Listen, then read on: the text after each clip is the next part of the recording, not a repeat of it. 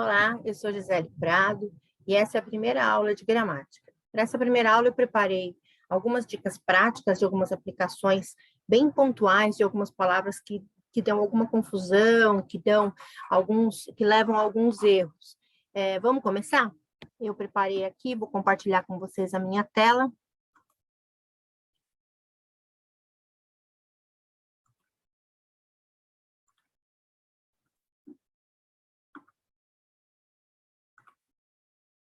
Muito bem. Eu vou apagar aqui esse quadradinho que fica em cima. Vamos começar a nossa apresentação.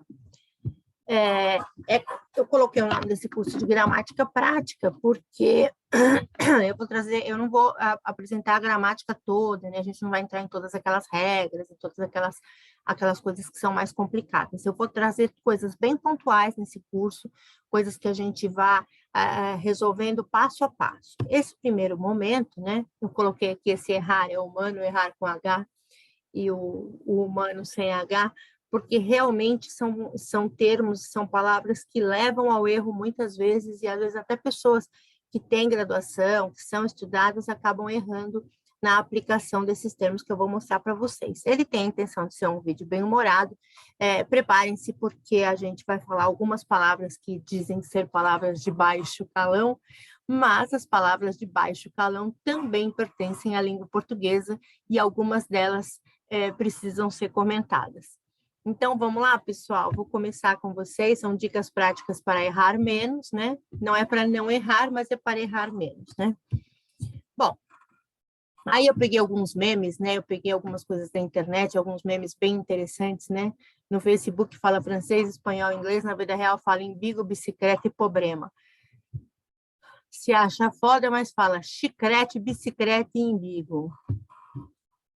Aqui tem uma coisa aqui em cima, né? Eu vejo pessoas que estudaram comigo escrevendo saudade, com certeza tudo junto, embigo, igreja, percebo que venci na vida.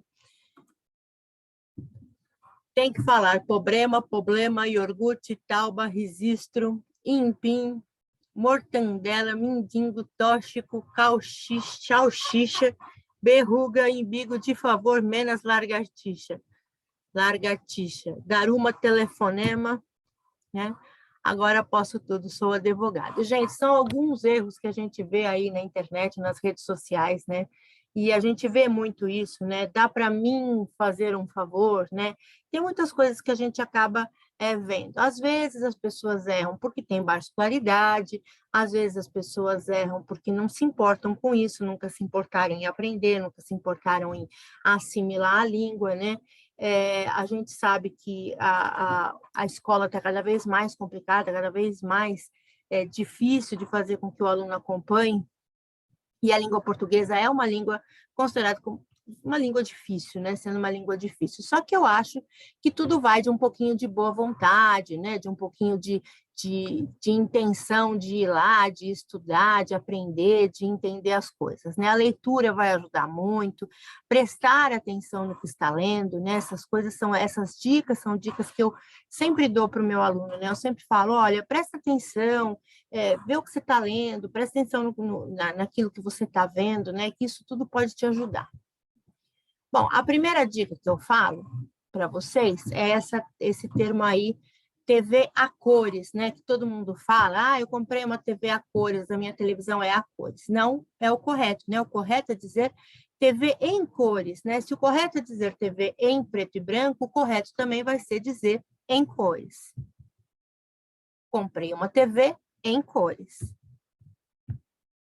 E aí a gente tem uma outra dúvida, que é o A sem H e o A com H, né? Então, quando é que eu uso o A sem H? Quando é que eu uso o A com H? Né? Então, o A é um artigo ou uma preposição, né? Eu posso usar o A na frente de um substantivo feminino, né? A menina, a boneca, a televisão, né? Ou uma preposição. Eu fui à escola, né? Eu fui a Paris, né? E assim sucessivamente. O A com H já é o verbo, do verbo haver, né? Havia 5 meses, há muito tempo que eu não vou naquele lugar, há pouco tempo eu tive a visita da minha filha, exato, assim por diante. Usa-se o A com H quando eu tiver o tempo passado, né? E uma coisa que eu não uso é a palavra atrás. Se eu já disse há muito tempo e esse A já tem o H, já está me dizendo que é passado, eu não preciso da palavra atrás. Seria redundante eu falar há muito tempo atrás. Basta eu dizer há muito tempo que já está completa a minha oração. Conheço ele há 10 anos. O futuro é sem o H. Daqui a 5 minutos nós vamos estudar. Daqui a 5 minutos nós vamos fazer tal coisa. E aí, então, é sem o H, porque o futuro é sem o H. O passado é com o H do verbo haver e o futuro é o A da preposição, daqui a pouco. Aí, muito se fala do à distância hoje em dia, né? À distância, ensino à distância, né? Consulta à distância, e à distância não tem crase, é muito comum que a gente encontre isso aí, ó, educação à distância com crase, né? Ensino à distância na fotografia, mas educação à distância não tem crase. A palavra distância só vai admitir crase se eu tiver uma distância pré-determinada. Por exemplo, ele mora à distância de 200 metros da minha casa, e aí eu tenho uma distância determinada. Se a minha distância não for determinada, eu não vou usar crase. Então, educação à distância não tem crase. Por favor, gente, não se matriculem na escola que prometer para vocês ensino à distância com crase, né? Porque à distância não vai ter crase. Então, ensino à distância sem crase. Quando a distância for determinada, aí então eu posso usar a crase como nessa frase. Meu escritório fica à distância de 200 metros daqui. Aí sim, essa distância está determinada em metros e aí eu tenho a crase na distância. A domicílio também é um termo que não se usa, né? Essa placa que mostra aqui, né? Pintamos casas a domicílio, graças a Deus, né? Que eu não tenho que levar minha casa lá na casa do pintor para ele pintar, né? Pintamos casa a domicílio. Além de ser uma frase totalmente equivocada, porque se você pinta a casa, é óbvio que tem que ser em domicílio, né? É uma frase equivocada e escrita incorretamente. No caso, se ela fosse uma frase que fosse aceitável, ela seria em domicílio, né? Então, eu faço entregas em domicílio, né? Quando não há ideia de movimento, eu uso o em domicílio, né? Em casa. Eu entrego as suas compras na sua casa, em casa, né? Então, entrega em domicílio. Outra palavra, outro termo, né? Que também desperta muita dúvida é esse a fim de, né? Como que é a fim tudo junto ou a fim separado, né? Quando é que a gente usa um e quando é que a gente usa o outro? Então, essa locução que equivale a para é grifada em 3 palavras. A fim de, né? Para isso, né? Eu vou com a finalidade de, né? Então, saímos a fim de nos divertir, né? Com a finalidade de nos divertirmos. Afim é um adjetivo que corresponde ao substantivo de afinidade, né? Ele tem ideias afim às minhas, né?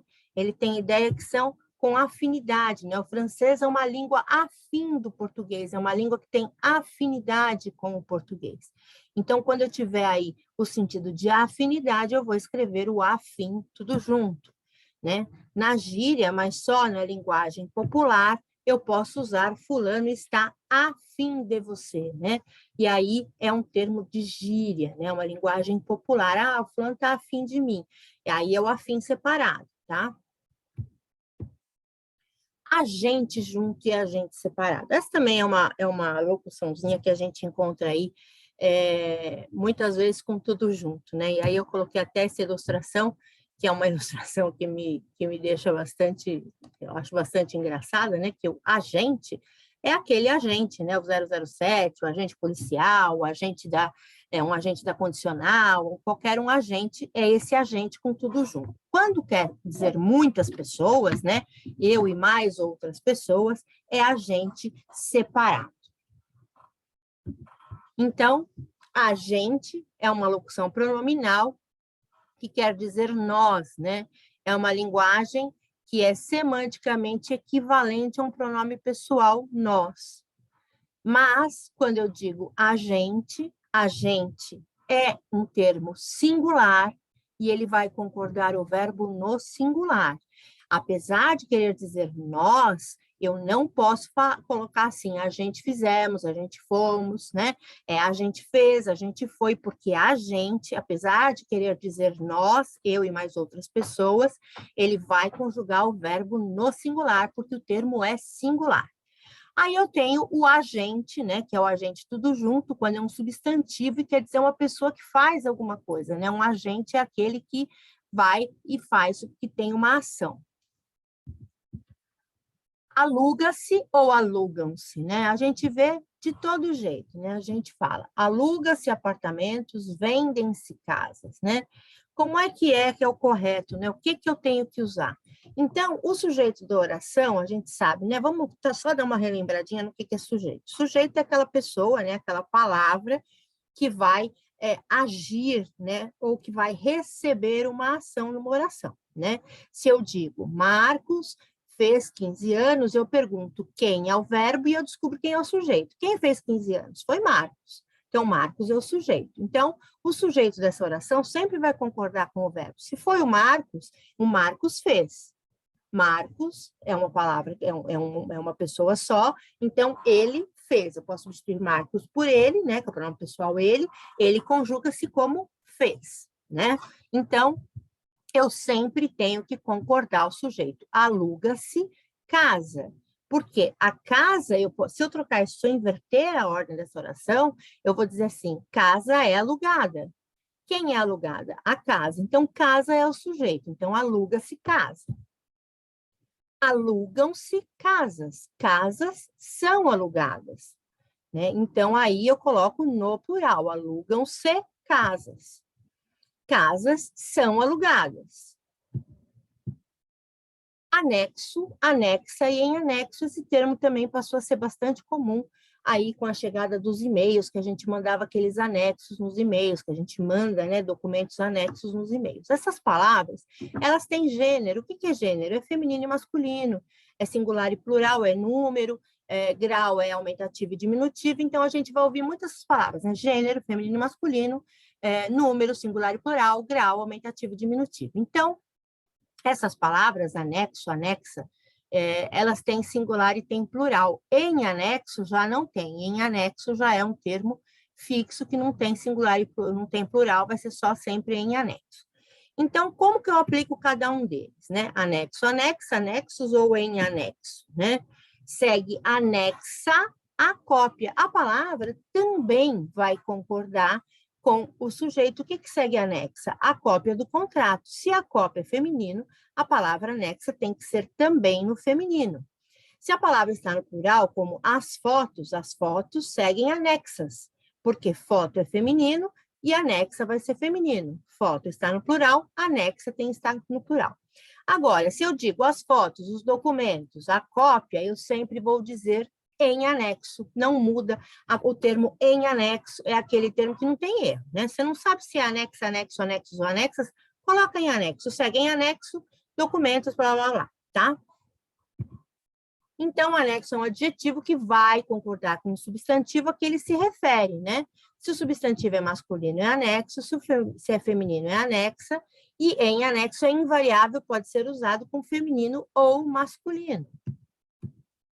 E aí eu tenho também outra, esse onde e aonde, gente, eu escuto em tudo que é lugar, até jornalista no Jornal Nacional, né?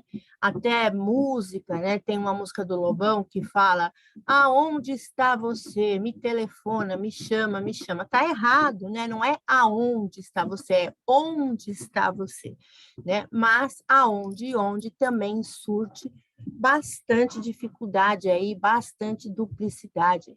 Então, aí eu coloquei os pinguinzinhos conversando. Aonde você vai? Não sei, primeiro quero saber onde estou. Então, percebe que o primeiro usou aonde e o segundo usou onde. Por quê? Porque aonde dá a ideia de movimento, né? Dá a ideia de até onde você vai, para onde você vai. Esse a do aonde é uma preposição. Então, aonde você vai, para onde você vai, até onde você vai.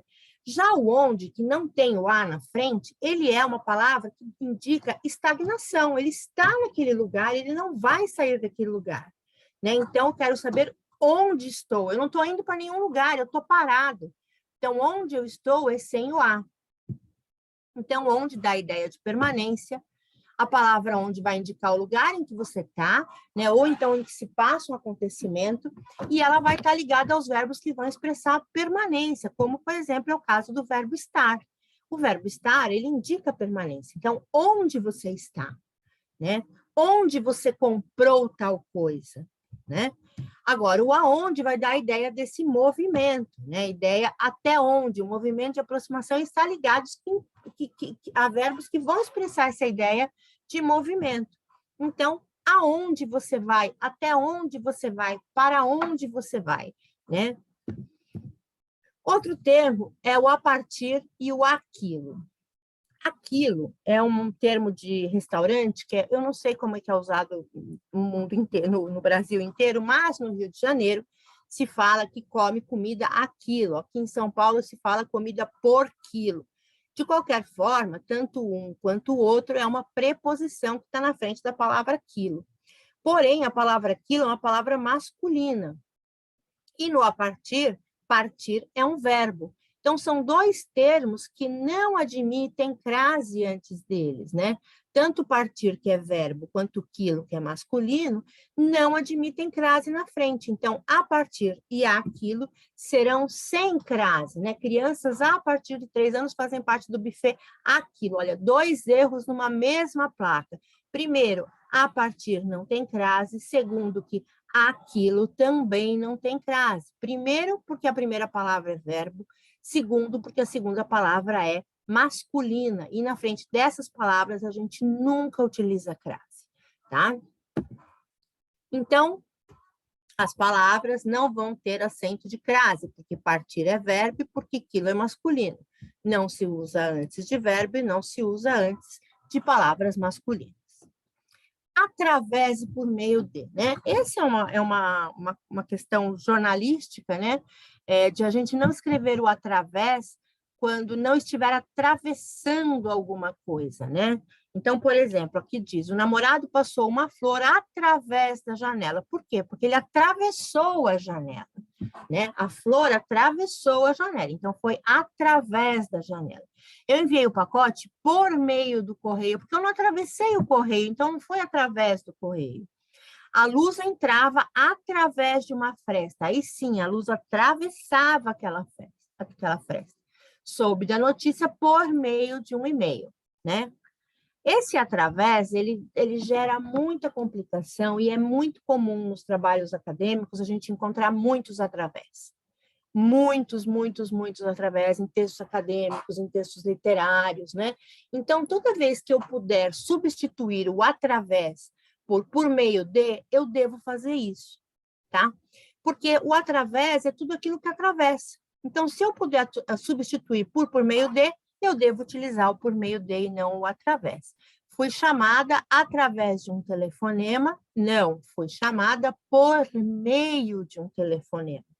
Então, o primeiro está errado, não é através de um telefonema, porque eu não atravessei nenhum telefone, não atravessei nada, e a notícia não atravessou nada, simplesmente eu fui chamada por meio de um telefonema.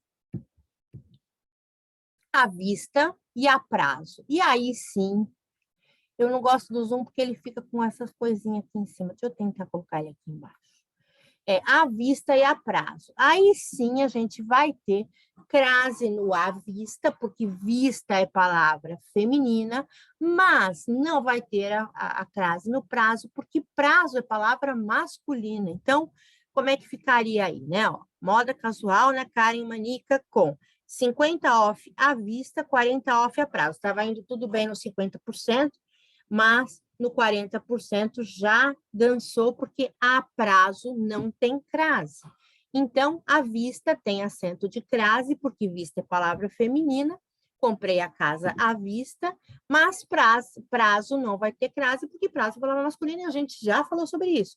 Na frente de palavras masculinas não se usa crase. Então, faço todas as minhas compras a prazo sem crase. Bastante e bastantes, né? A gente tem duas classificações para essa palavra, bastante e bastantes, né? Que a gente fala assim, bastante não tem plural. Como que pode ter bastante, não quer dizer intensidade, né? Eu estava bastante cansada, e dizem que advérbio não tem plural, mas a gente tem um outro bastante, né? A gente tem o bastante, que é um pronome indefinido, que quer falar de quantidade. Então, quando bastante quiser dizer uma intensidade, ele vai ser invariável, realmente não vai ter plural. Mas quando ele for falando de quantidade, ele vai ser um pronome indefinido, e aí sim ele vai ter o plural, ele vai ser variável. Então, aqui tem alguns exemplos. Naquela ocasião, os jovens estavam bastante íntimos, quer dizer, intensidade, bastante de muito, né, de intensidade. As mulheres falam bastante. Em Indaiatuba surgiram bastantes novidades, e aí eu estou falando de quantidade, né? Compramos bastantes livros, e aí eu estou falando também de quantidade. Então, comemos bastante no jantar é advérbio, tinha bastantes alunos hoje, vai ser adjetivo ou pronome indefinido. Bastantes pessoas protestaram, aí vai ser bastantes no sentido de pronome indefinido, né? De uma quantidade de bastantes. Coco e cocô. Gente, é muito complicado quando a gente vai comprar um coco e esse coco tem acento, porque, na verdade, o coco não tem acento. Então, vamos ver lá. Coco não tem acento, cocô tem acento, porque é uma oxítona terminada em o, né? Então, tem acento. Então, vamos lá. Tem essa historinha que fala assim, quero um coco, mas devo dizer que tem algo errado no seu anúncio. Cocô verde, R$5, né? Então, não tem acento nem no primeiro O do coco, tá? Porque paroxítonas terminadas em O não tem acento, então tá errado também nessa historinha. E a plaquinha do cara também tá errada, porque cocô, né? Coco não tem acento. Então, coco é uma paroxítona terminada em O, não tem acento. Cocô é uma oxítona terminada em O, tem acento. Vamos ter uma aula só de acentuação, e aí a gente vai ver todos esses exemplos. E aí a gente tem um outro, né? O comprimento e o cumprimento. São aquelas palavras bem parecidas da língua portuguesa, né? E aí a gente tem dois tipos. A gente tem um que é o comprimento, que vai falar da extensão, da medida, né? Qual é o comprimento do seu vestido, qual é o comprimento desta sala, né? E tem o cumprimento com U, que é uma saudação, quando alguém está cumprimentando alguém. Então, com O é a medida, com U é a saudação. Cu, acento e acento com 2 S. Muito bem, né? Vamos falar de mais uma palavra considerada a palavra de baixo calão, apesar de ser uma parte do corpo humano, né? Dica para você que escreve cu com acento, tira o acento do cu, né? Isso também é um meme da internet, né? Eu gosto muito desses memes, porque esses memes acabam divertindo a gente e ensinando alguma coisa. É muito comum a gente ver lá na porta do banheiro, aquelas pichações horrorosas que tem nas portas do banheiro com o cu escrito com acento, né? Cu é um monossílabo tônico terminado em U, e essa regra não existe para monossílabo tônico terminado em U ter acento. Senão, tu também teria acento, né? Então, aí a gente tem também uma outra diferença, né? Que é o acento com C e o acento com 2 S. Então, monossílabo terminado em U não tem acento.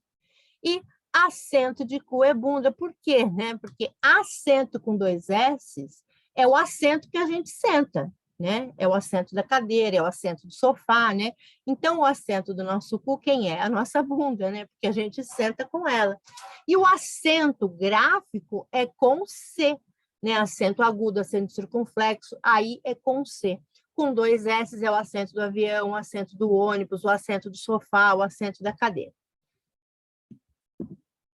Diminutivos de zinho ou zinha, né? E aí eu encontrei essa plaquinha que diz assim, vai um cafezinho aí, e esse cafezinho está acentuado. O que significa esse acento? Significa que essa palavra não é cafezinho, é cafézinho. Se eu puser o acento em cafezinho, ele fica cafézinho. Cafezinho tem a sílaba tônica no zi, então não tem acento no e, tá? Café tem acento, mas cafezinho não tem. Então, a hora do café o cafezinho sem acento.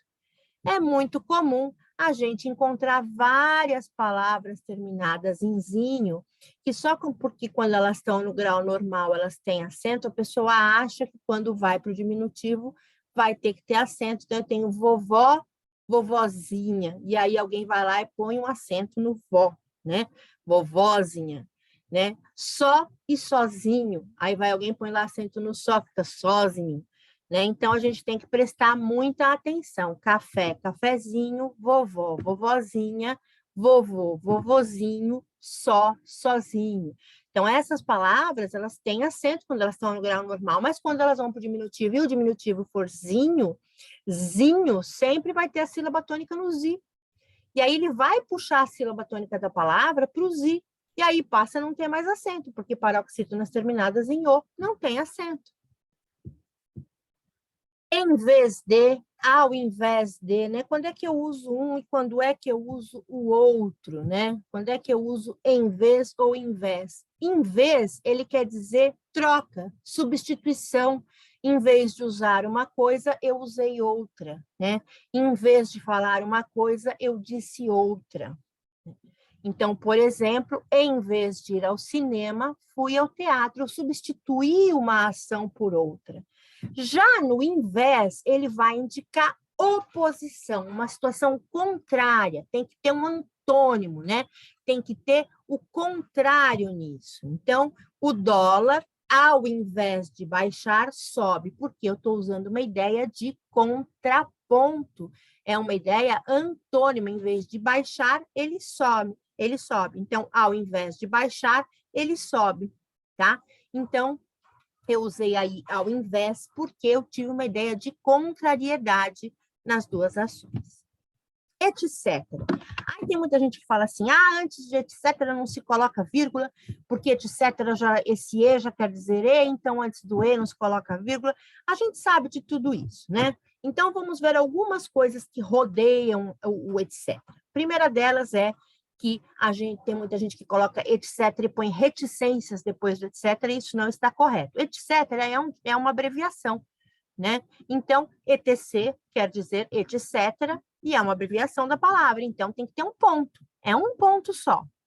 E, apesar de dizerem, né, a gente usa ou não a vírgula antes de etc, a gente usa, né, de acordo com os acordos ortográficos, né, embora etc signifique e outras coisas, o acordo ortográfico no Brasil diz que o emprego da vírgula antes da abreviatura etc é utilizado. Então, não se usa e antes do etc, e nem reticências após o etc.